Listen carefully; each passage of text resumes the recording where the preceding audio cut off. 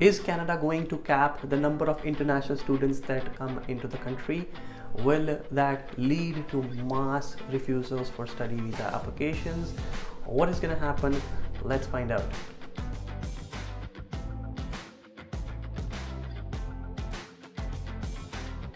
Welcome back to the channel, guys. There has been a lot of speculation in the past few weeks about Canada capping the number of international students coming into the country, and henceforth people are worried that there will be refusals, they would not be able to obtain a visa, and how that will impact their future.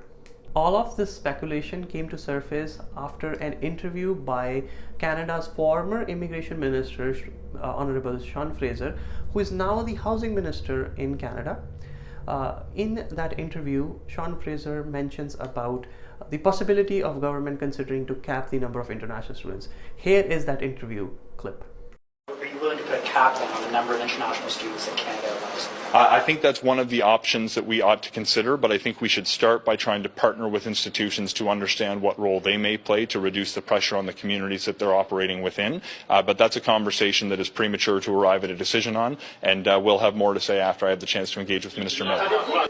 Now, Honorable Sean Fraser was prior immigration minister, and now he's a housing minister, and because there is a severe housing crisis going on in Canada at the moment, house prices are too high, rents are too high, people are struggling to afford living in these high price environments, and hence Sean Fraser, who is the housing minister, has this responsibility to curtail this problem, fix this problem, and one of the solutions or a possible thing that they might consider is capping the number of international students.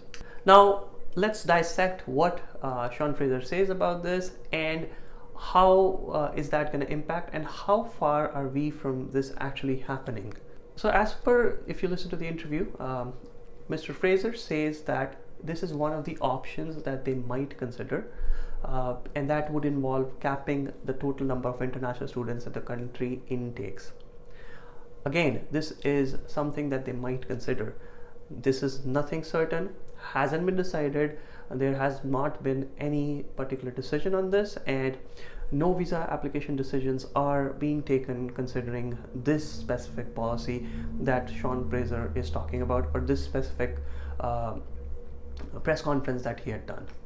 What the housing minister Sean Fraser has said, that this is something that they want to consult with the educational institutions with and see if there is a better way around, and based on their discussions with the educational institutes and studying the fundamentals of the market, they will then decide whether this is a feasible step and if they should go ahead with this.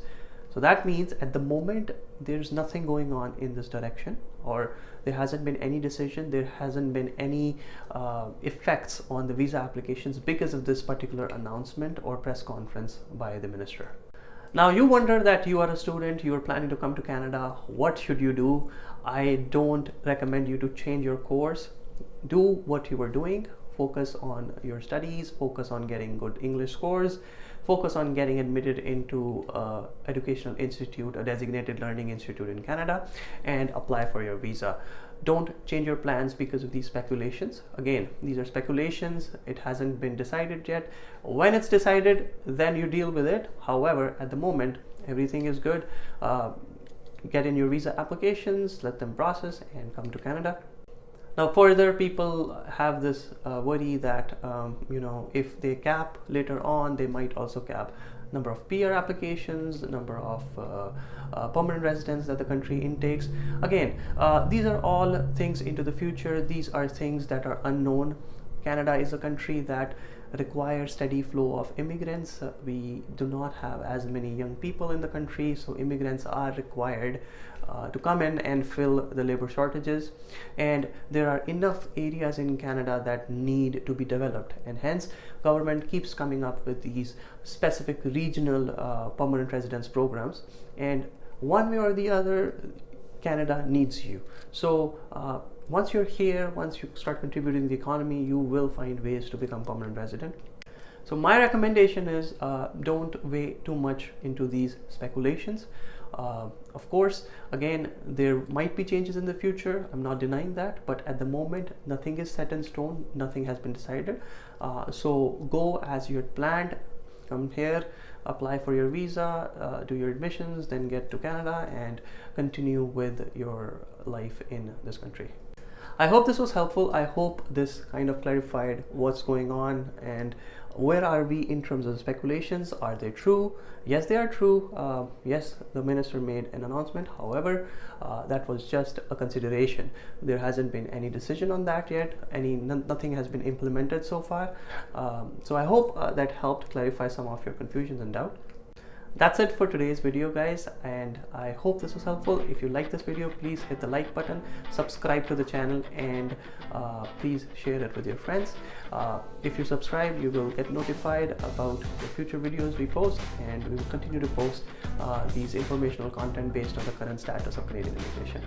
Thank you very much for watching, and I'll see you in the next video.